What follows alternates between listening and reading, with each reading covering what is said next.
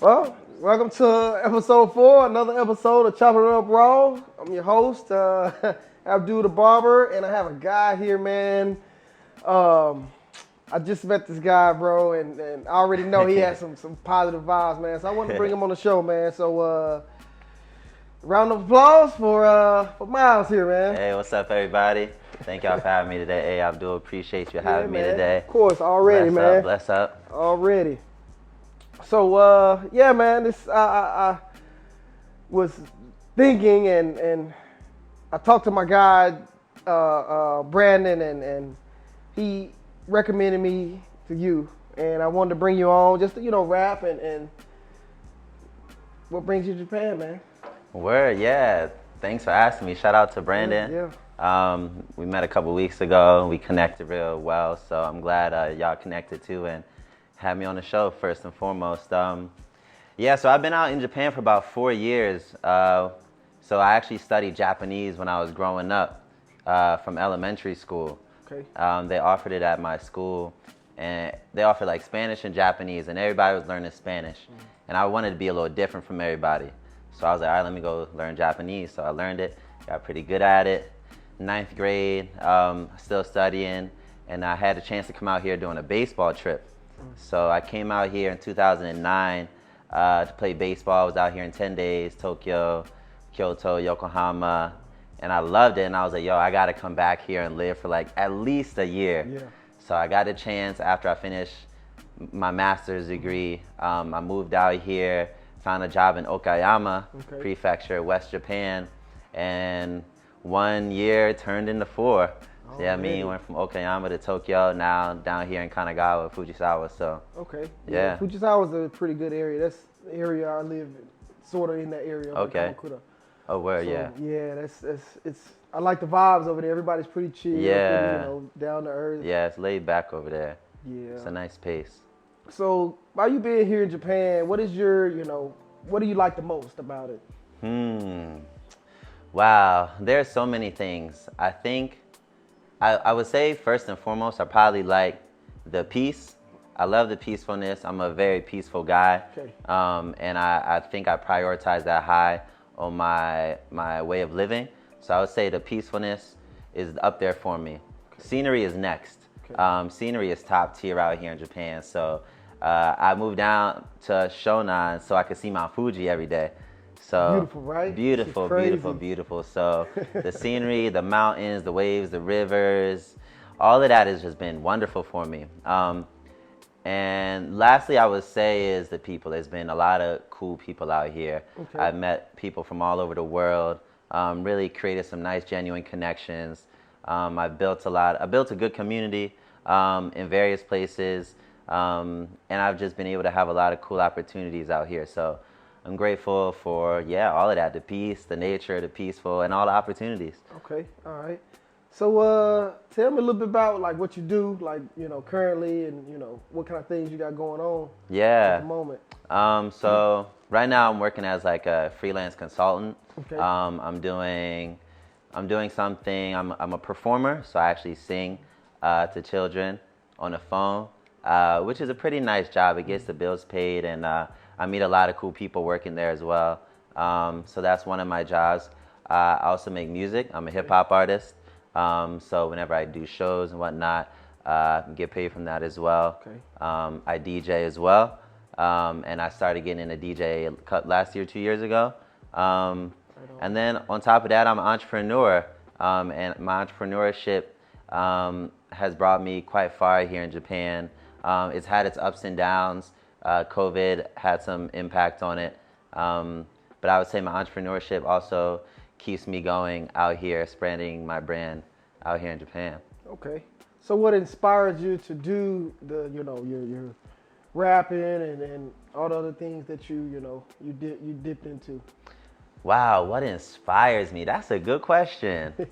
I find inspiration in a lot of different things. Like a lot of my music really comes from my moments, like whatever I'm doing in the moment. Like I'll write some bars, and it's all about what I'm going through in the moment. A lot of my bars recently have been very introspective, me being a world traveler, living out here in Japan inspires me. Me being kind of a different person or taking a different path than what a lot of people from back home. I'm from Baltimore, so a path different from a lot of people back home. It also inspires my music as well. So I would say I take inspiration from a lot of different things, but I think like really being in the moment, a lot of my moments, and just I think that's some of my biggest inspirations, like the moments that I have and accumulating those moments. Okay, that's pretty dope, man. So by you being here these, few years, have you faced any like challenges or anything that I don't want to say negative, but something that you feel like damn man, I need to get over this obstacle, or how does that, have you had any experience? Yeah, for sure. I would say COVID hit pretty hard, man. Like that first 2020, I moved out to Tokyo. So I moved from West Japan, one of only 4 foreigners in the town, 4 or 5 foreigners in the town. Everybody looking at you, right? Yeah, everybody looking at me, to Tokyo, one of the biggest cities in the world. Right. A lot of folks moving, but then COVID happened and it just became a different place. And so I was in my Machida apartment, especially the first 2 months of COVID, just kind of like in a depressed state, I suppose. And I feel like maybe I'm not the only one who went through it. Right. But I think it was a tough time for everybody. Yeah. I remember some days where it was like I was over in my old shop and it had been days where nobody was booking appointments and I'd just be there like, man, what's about to come of this, bro? Like, But I think having, I guess, perseverance and believing in your brand and, get you through stuff like that. Yeah, you know it's true. It's true. That was definitely a tough time for, everyone. Right. I think. But so I've been told that you have your own shea butter, right? I do. I'm gonna bring it out right now. now. Let's see it, man. Let's see it. Yeah, Superior Shea. Shout out to Superior Shea. This is my shea butter. I started this 2017. Okay. After traveling to Ghana to do research on shea butter, doing my master's degree. So I went to Ghana and I just wanted to learn, just do research. So I went there with my guy and he was like, yo, Miles, like, I know you came to learn, and a part of learning is the practical side. So he had me making shea butter. So I was making shea butter with the women in Ghana for 3 days, out in the field, shaking it down from the tree, the shea fruits, the fruits into the nuts, and did the whole entire process, and came back with some shea butter. And then after making it, I didn't really have an idea of what to do with it, but my guy was just like, yo, go back to the States and sell it. And if you can sell it, then maybe we can start a nice business. I'm like, all right, bet. So I made some packaging, and over the course of 1 weekend, it sold out. So I was just like, yo, let's start a business. So we scaled up really, really quickly. And I was still in grad school at the time, so I was selling shea butter and then doing school at the same time. And then I moved out here. So I probably brought like 10 kilos out here shea when I was in West Japan. Didn't have so much of a market out there, but I was fortunate to get it into some shops and do a little marché out there while I was there. But it wasn't until I came to Tokyo and did some events and pop-ups at Tokyo Love Hotels, on One Tokyo Fashion Tech Week. Shout out to Colleen. Yeah, and shout Robin out to Colleen. Sure. Yeah. I already did a whole podcast with them about the shea butter. Okay. Yeah. But they really helped me, find a nice avenue for a market for my shea butter. So from then, a lot of people respected the story, the social impact piece behind it, and it was good. And then COVID hit, and then my supply chain, because I was operating from a global supply chain from Ghana to Japan or Ghana to the States. So because especially Japan was on lockdown, couldn't get nothing in or out. So it really took a big hit. So for about 2.5 years, I didn't have any shea butter. So I just got my shea butter back like a month ago. So I'm really, really happy to be back in like entrepreneurial spirit. Because for a long time I really wasn't. So now I got my shea butter back. I debuted it at the Ghana Independence Day celebration about 2 weeks ago with Jasper Tokyo and the Embassy of Ghana. So it was a really, really cool event. Made some sales, and now we're getting things moving again. Let's go. Yeah. So I'm gonna tell you, man, that shea butter, it does something to you. And as we had spoke earlier, I have my own product Right. as well, and it has it has a base of shea butter, and that stuff, especially being in here, Japan, man, it's really, really. Thank you, man. Yeah, yeah. Shout out to Pro Shield. Yeah, Pro Y'all gonna get Shield. y'all shit, man. Shea butter, bro. It's so dry in the wintertime, man. It has like, bro. Yeah. I've been in situations where it's like my body it feel like I'm shriveled up. Yeah. You know what I mean? Yeah. And I just needed something because lotion it wasn't working on Right. me. You know what I mean? Right. So that what inspired me to come up with this. You know what I mean? And I Nice. wanted to also give it to my clientele and friends and family. And I get crazy stories. I had a guy buy some and took it home to Hawaii, and his mom was like, "Oh, I like this. You can't have this." And she took it from him. So, you know. But now I think with this, it's really growing, man. And I just gotta keep, I'm gonna keep leveling up, and making it better. Most But definitely. Yeah, it smells man. really good. Yeah. The packaging's nice. Right. It looks really, really well Smooth, done. yeah. So, and I'm sure it's great for clients, especially like after that fresh lineup. Right, You yep. can put it on there because it's Yep. got healing properties. Right. So like, it'll heal the cuts or whatever, or the fresh lineup on top of keeping it moisturized. Versus like other alcohols might dry it out. Right. So it's a nice product, especially for a barber. So with shea butter, right? You have raw, you have refined, and you have unrefined, right? Those are the three main. Well, this is raw and unrefined. So I Okay. think you have raw, refined, and unrefined, Okay. from my understanding. Okay. Unless I could be wrong. Okay. Unless you know something different. The research that I did, that's what I found. Okay. And so I have I think it's a 10-pound. I want to say it's from Ghana, I believe. I'm not 100%. A lot of it comes from Ghana, so. And when I got it, I was like, why does it smell like this? It's really like, and I was thinking like, is this going to work? But yeah, it came out pretty well. And also I have like jojoba oil Oh, and nice. coconut oil. Yeah, and it smells argan. really Yeah, good. man. And so I put a little bit of a natural fragrance in it, oud. And I believe oud comes from the Middle East, if I'm not sounds like mistaken. it. But it's like a really, really great smell, man. Oh, wow.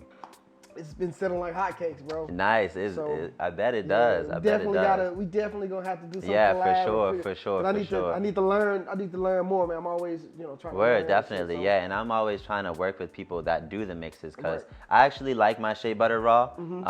I've gotten I guess maybe from me doing the process and like knowing the super fresh smell, Right. I've gotten really accustomed to that, and so I actually enjoy it. But I love products like yours that have a nice scent. It can be like whipped products as well. Those are also really, really nice. So I'm really curious to working with other people that do things like that. So we definitely got to. Be sure to check out Pro Shield. You can only get it here at Foreign Cuts. This is a shea butter based shea glaze, so it's good for your hair, your body, the whole nine, man. So hit us up for yours, man. Let me ask you this, man. So by you being in here, Japan, man, have you encountered anything or came into like any situations where you felt like, damn, man, this is fucked up? Like, Yeah, actually, like last week, I was on the phone. I was on the phone with my mom. It was my birthday, so I was talking to my mom outside, and some little kids come by, and they're like, they said in Japanese, like, "Eigo ga kimochi waru." Like, Oh, wow. like, yo, like, listening to you speak English Yeah, is make like, me sick. make me sick. And I'm like, dang, like, you like 4 or 5 years old, kid. Like, you already got that thinking. Yeah, and other, I like, felt that. Well, better meet Right. Tell her that. and right. And there've been other times where like kids, I walk by and I've heard kids say like, and I'm really surprised it's in the kids' mind early. They've been like, they're like nani mono da, like nani kore, like what is this? What is- this? like I'm an Like object like or I'm an something. object, right? And I'm just like, dang, like as a child, you didn't even see me as like a human. Like it's yeah, kind of that's- kind of messed up from a smaller mindset. And of course, like I think like maybe in older folks as well, you can have some of that mindset, so it might get passed down. Even the looks that you get maybe on the train or whatever. Yeah. But I mean, even with the kids, it's not the kids' fault, man. It's the parents. Right. I think it's coming from the parents, and I see it from day to day. Or if I'm on the train. Right. Nobody want to sit by me. That's okay. I mean, it's fine. I got more space anyway. Yeah. A lot of times I really just learned to like not pay attention to those things just because, as you mentioned earlier, as soon as you start, I'm a real positive guy for the most part. So like, as you just said, like, okay, you don't want to sit next to me. I got more space. Yeah, I mean, I can spread out a little bit. So, one thing I had an experience with, man, is if I'm walking and a kid or a lady might walk past me, but they don't just walk past, they'll run. And then they'll slow down. I'm like, bro, I'm not going to snatch your purse. I'm not going to bite you. Like, bro, what the fuck? And it used to really bother me, man, but now it's like, I'm used to it. Yeah. I try not to let it phase me because, like, what they're doing is not really going to stop my progress. Yep. At the end of the day, I'm still, getting to where I need to go. Exactly. What I need done. Exactly. So, I mean, Japanese people, they're cool, but some of the things, like, for example, what was it, last Tuesday, I went and got my Japanese driver's license, right? Nice, congrats. Thank you, man. It's been like 3 years in the making, bro. If process. anybody lives in Japan and trying to get their Japanese driver's license, they know, that shit is a pain. Yeah. Unless you're from Maryland, because I got mine really easily. Right. And one of 3 just states. Switch, right? Yeah. So I did that, but man, they wanted so much stuff. It's like they wanted a liver. They want, oh my gosh. What more can I give you? But the process of that, like you can't book online. You have to call. I called them. I have it in my phone, man. I called them 141 times in one day just to get an appointment, bro. Wow. And I'm like, can y'all like make it to where it's easier to do this? This shit is ridiculous. Yeah. But despite like, Japan having its, its ups and downs, I think Japan has been a really good place for me to grow as a person, expand my mind, especially as a Black person, being abroad. And it's been a good cultivation spot for me overall. Right. Yeah, I agree, man. Japan is, I think that's why I've been here, 16 years. Right. I can't. I feel at home. I feel like this is where I belong. You know what I mean? So, yeah, I encourage everybody just get out there, come here and experience it, man. Experience it for sure. So, what are some things that you aspire to do later on while you're here in Japan? Yeah, that's a good question. So, one thing that has really been keeping me here is hip hop. Okay. I would say. I got really inspired to come out here. Of course, like my studies and stuff, but these Japanese producers, New Jabez, rest in peace, Uyama Hiroto, Buddha Monk. Yeah, that shit bump, bro. Yeah, for sure. So like, I've always wanted, since being here, I'm like, yo, I'm here where these guys came from. So like, I want to make more hip hop. I want to make music with Japanese producers because I like their sound. Right. I think when I came out here, I learned more about the 90s sound in a way, like boom bap in a way. And I've really, really grown to like it a lot. And so while I'm here, I want to make more music with more producers. Yeah, for sure. And then another part that another role I've been stepping into recently has really just been a real good blessing. Because the borders are open up again, people from the States, like artists, have been reaching out to me to like set up or like tours for them in Japan and stuff. Right. So I'm looking forward to fulfilling that. One role that I like to be is a connector. Okay. And that's throughout the world. Throughout my travels, I've met a lot of people, and I've gained a pretty strong network. So being in Tokyo is a really nice spot. Well, not living in Tokyo, but like, it's accessible. So like, a lot of people want to travel to Tokyo. So I like the fact that, yo, Miles, I'm coming to Tokyo. I want to do a show. Like a liaison. Yeah, like a liaison. Right? So I'm really like working to step into that role more, and help people from wherever come out here to Tokyo and live their best life as an artist. I tell people all the time back at the crib, like, yo, get your passport. Get out of the United States. Travel the world. Come to Japan. Yeah. I definitely encourage, like my man Abdul said, definitely encourage y'all, get y'all passports, get out and see the world. So much inspiration to gain from traveling outside if you have the means to.